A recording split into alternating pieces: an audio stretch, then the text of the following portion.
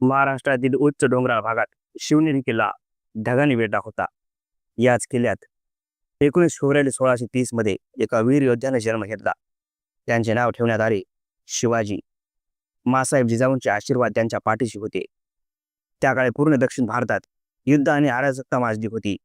उत्तरेतील मुघल आपले राज्य विस्तार करत होते आणि दक्षिण भारतातील विजापूरची आदिलशाही, अहमदनगरची शाही युद्ध लढत होत्या. या संघर्षामध्ये सामान्य रयत भरडली जात होती.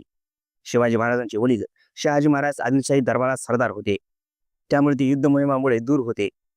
शिवाजी महाराजांचे पालनपोषण त्यांची आई मासाहेब जिजाऊंनी केले. त्यांनी महाराजांमध्ये धर्म, शूरवीरपणा आणि स्वराज्य उभारण्याचे बीज रोवले.